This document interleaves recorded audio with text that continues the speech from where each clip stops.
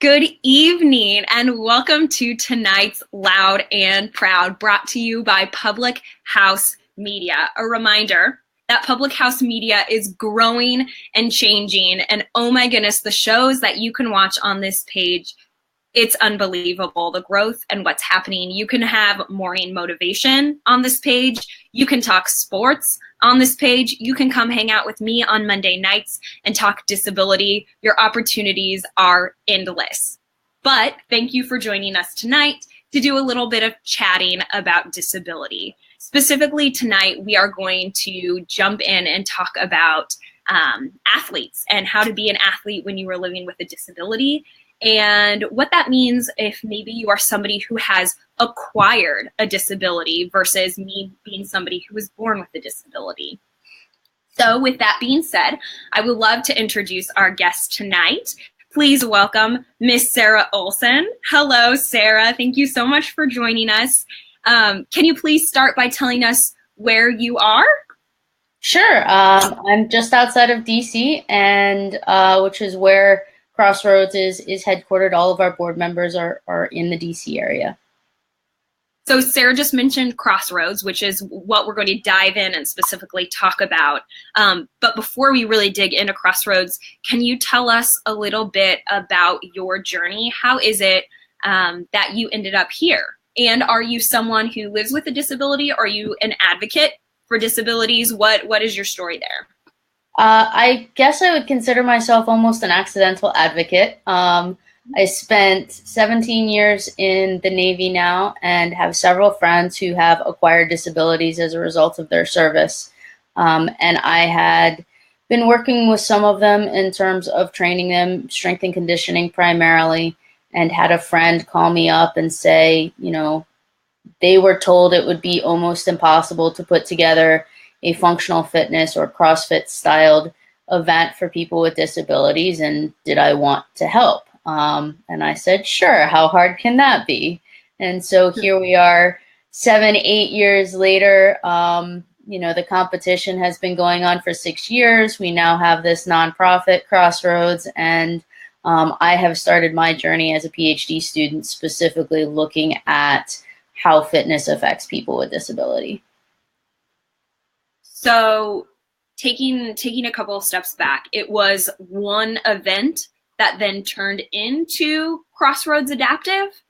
Correct. So it started off just as a bunch of stubborn people saying, yes, we can make this competition happen. And there was nothing, no aspirations beyond that. And the more we got involved with this particular competition and got to meet more people, we realized that there was a need and there was a gap in terms of education opportunities for fitness and medical professionals to work with people with adaptive or adaptive needs or disability, as well as really a gap within the community to get to connect with other people with disabilities who are interested in being athletes and competing.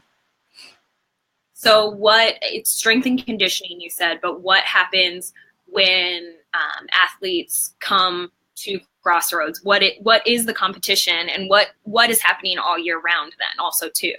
Sure. So our competition is only once a year. It's become our flagship event. And the idea is that over the course of about 6 or 7 broad categories that we think we can cover just about every person with a disability and bring them into this competition in a way that is both competitive. So it's not a participation ribbon, if you will, but it does allow for people who have never competed before to be part of a competition and part of the community. And the rest of the year, we really spend time on education. We provide seminars for fitness and medical professionals to learn how to communicate, assess, and program for people with adaptive needs. Which is amazing. And I know, Sara, when we hung out in DC, we talked a lot about the fact that I was born with my disability. And it's something that, yes, I still had to grow into and I still had to find my pride. But also, can you kind of talk about why is it so important to fill a gap when somebody is acquiring a disability, when it's something in adulthood that becomes a part of them? Sure, absolutely. So it's kind of a different stigma or a different thing that the individual is dealing with psychologically. You know, growing up, you kind of had to define what was normal for you, and you had to figure out what worked for you and what you were comfortable as, and like you said earlier, how you find your pride, you know, as somebody with a congenital amputation. For somebody who's acquired a disability, there's all of that plus the feeling of loss. So the idea that there once was a capacity or once was a capability, and now having to figure out if that capability is still there, and how do you manifest it? How do you make yourself feel whole, even when physically you may not look the same way or feel the same way you once did? And so that's really where some of that need or the gap is recognizing the feeling of loss and helping them get past it through physical activity. Can you also talk, or kind of fill in the gaps with, I know, yet again, we've chatted about the fact that you, with your Navy background, and living in DC, inherently many of the people who you are working with are veterans. And that also brings that people who are physically fit and who are used to training. Can you tell us about what it's like to train with people who are so used to living a lifestyle of regimented training and now are able to get back into it and find a way to adapt and have that community? Yeah, absolutely. So first of all, veterans are stubborn. They were stubborn before any sort of disability or injury, and they're going to remain stubborn afterwards. So it's a little bit different working with wounded vets. And sometimes once they find that activity, once they find that sport, they want to dive into it. And so sometimes it's a matter of reeling somebody back so that you don't create compensatory injuries on top of whatever it is that they're dealing with in terms of their new injury. But the other aspect of it is that willfulness and that stubbornness allows us really as a nonprofit and as an advocacy organization to use them as role models and to provide them with that sense of regained purpose, where they can show everybody else what people are capable of and show other people with either acquired or congenital disabilities that they're capable as well, and provide that role model aspect of it from a sport and fitness perspective. Amazing. It's such an important gap that you guys are filling, and such an amazing service that you're providing. Tell us, I know we kind of had jumped into this right before we started, but like you said, you're going back for your PhD. Can you tell us a little bit about that and what you're working on? Yeah, absolutely. So I kind of wanted to get back into school just to help round out the board of directors for Crossroads. We have some phenomenal people on staff who have degrees in kinesiology, who have advanced degrees in nutrition for people with trauma. And so I looked at it more from the public health or policy standpoint, and really want to delve into it with my dissertation, which I'm still designing, but really delve into the overall impact of fitness, and specifically community-based fitness. So the types of workouts that necessarily have a social aspect to it. And there's a lot of nonprofits, there's a lot of for-profit companies out there that are doing this, but how that affects people with disabilities' lives outside of that gym environment. And so in part of my studies, right now I'm looking at the evolution of self-image and policy. I'm looking at quality of life changes with physical activity. And really, every time I have the opportunity to write a paper with my coursework, it has something to do with changing how people perceive disability, as well as investigating how people with disability perceive themselves and perceive fitness as a necessary part of their life. Which is amazing. Amazing, it really is. So your future in grabbing this PhD, it's helping, of course, all aspects of your life and adding to Crossroads, of course. What is the future looking like? What's the forward thought for Crossroads? What do you want to be next? So we really want to be able to expand, to create a brick and mortar location where instead of traveling to do seminars, we can host more people, host more professionals, whether from a fitness or medical standpoint, and more athletes or athlete wannabes, and bring them in and teach them how to look at their body and movement from sort of almost an experimental standpoint, that maybe they don't know how to do something now, but with all of this expertise in the room and all of this equipment, we'll figure it out. And that's kind of our mentality in how we teach our seminars. And so the next step is creating a space where we can do that more frequently. Amazing. That's so exciting. I've been, as you've been sharing your stories and whatnot, just so you know, I've had your guys' website be popping up. Here it is again for those of you who may have or may not have missed it. So please, Google, share, and find Sara, of course. We want you all to be able to connect. That is the reason why we're doing this at all, having these conversations. I also want to ask you about, as you are comparing policy and disability and socializing, we started to talk about what recently has been happening. Can you give the basics of what just happened, and tell us why that is not a good thing? Sure. So House Resolution 620 passed in September from the House. So that means they're going to continue to vote on it. It's going to go to the Senate. They're going to look at actually making changes to the Americans with Disabilities Act.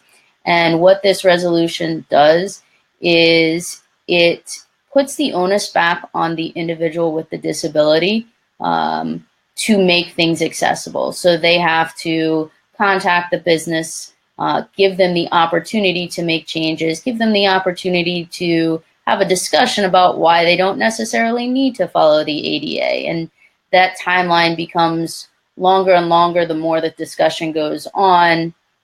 And the end result is really less likely to have a specific place become accessible, because all of these requirements from a bureaucratic standpoint on really the person with the disability, as opposed to the business that should be of making things available or accessible. And the argument is that right now there's too many lawsuits to make things accessible, which I don't know that there would be if businesses were accessible. So to me, that's not a fair argument, but that's really where the House is coming from, is they're trying to reduce what they consider a burden on business through lawsuits by making the businesses less accountable. I'm very glad that I had you explain that, because although I've been following it, you said everything much more eloquently than I could have. Yes. Yeah, it really is taking away something from the community, for sure. And just until you have tried to get around a city, I know here in Chicago, I've gone around with my friends who are specifically in wheelchairs, and something as simple as a curb not, going down, that's something that they know where to go and they know where to report. And for them, it's not reporting to be mean or malicious. It's them reporting literally to say, this is not something that that is accessible to me, and the law says that you have to be accessible to me. So it is quite an interesting thing that has passed through. Is there any way, what are ways that we as a community can speak out against this, or what are actions that we can take? Do you know? So it would be contacting your congressman or your senator. It passed the House. I want to say there were 12 people in the room when the resolution passed. It was like a 10-2 vote. So there's still a lot more that has to occur within the House and the Senate before this becomes something that gets passed up for actual law and changing the ADA. But there's no reason why we can't advocate for it now. Take a look at Senator Duckworth, who senator from Illinois, and fantastic, love her. But she actually wrote an op-ed for the Washington Post about 2.5 weeks ago, specifically explaining how it would impact her and why this is something that people should care about. And so that's a fantastic article for people to read, to understand a little bit more from the perspective of somebody that deals with it daily, and deals with it daily on Capitol Hill. So educating yourself, educating others, and having a conversation with your representatives. Absolutely. Amazing. I know we kind of jumped into that from another place. We were talking about Crossroads. Thank you for jumping as we kind of go through that and jump from one hoop to the next here. But as we're kind of closing in on the end of our 20 minutes here, I do just want to pull it back to Crossroads again, and the focus there. I'm wondering if you have any specific stories of a friend or someone who has come to Crossroads and you really have seen their life transformed through the friendship and work that goes on there. I will attempt to answer this question without tearing up. Okay. We've done Working Wounded Games, which is the competition itself, for 6 years. We've only been a nonprofit for 3. But one of the reasons that we decided to make the move into the 501c3 was the first 2-3 years in a row, we had somebody each year come up to us and say, you know, this opportunity saved my life. And when they started continuing to speak, it wasn't in hyperbole. One person actually said they had made plans to take their own life, and had made a commitment to a friend to be at this event. And that was the only thing that delayed it. And then being at the event and realizing that they had a place in this world, that they were not alone, that there were other people like them, made them change their mind in terms of attempting it again and being willing to seek help. We had somebody another year come up and again say the same thing, "You've changed my life," and was able to actually show the difference between their doctors telling them they'll never be able to walk again and they'll be on all sorts of medications, to actually completely being off of blood pressure medications, completely being off of any risk of dialysis, and seeing some kidney function come back and actually moving from a wheelchair to braces. So when I look at what we do, although it may be an 8-hour seminar talking to fitness professionals, what I recognize is what we're really doing is expanding that community and creating more pockets of people that get it, and that are willing to open their sporting facility to people with disability, and to make sure that it's an environment that people want to be in and want to continue coming back, because that physical activity is going to make them better in life. So amazing. Thank you so much for all of the work that you do. Thank you a couple days late, even though it's not Veterans Day anymore. Thank you still. And thank you so much for joining me here tonight, taking the time out. Yet again, let me find it on here. And this is the website for any of you who may be looking to connect.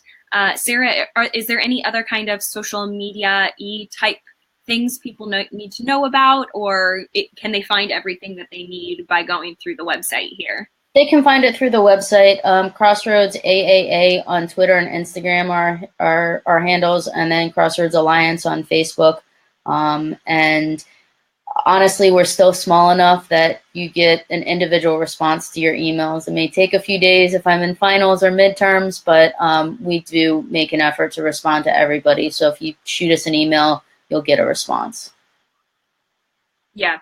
So please do. Please find that. Please look them up. They're amazing. Yet again, I told Sara we're for sure going to have her back just because, yet again, I apologize that we were jumping from hoop to hoop tonight. Yet again, I want to be respectful of your time. But there's so much to unpack, and there's so much left to still be talked about. This is just kind of like the overview of Crossroads and kind of what you're up to. So I hope you'll be willing to join us again for kind of more in-depth conversation as well. But yet again, thank you so much for joining us tonight. Certainly. Thanks for having me. Yeah, of course. Thank you so much. Yet again, thank you to Public House Media for allowing us to be on their page. Yet again, there's amazing things happening. You need your morning motivation, Public House Media. You want to talk sports, Public House Media. It is all there. Not only can you watch it live on the page, but also they are putting things up on iTunes. Things are going up on iHeartRadio. You can find everything that is going on here, also in other places. So please feel free to do that. We love Public House Media and what's going on. Thank you so much for chatting with us tonight, and we will see you next week at, wait for it. No, I don't have it ready. I'll see you next week, Monday at 8:30 Central Time. Bye.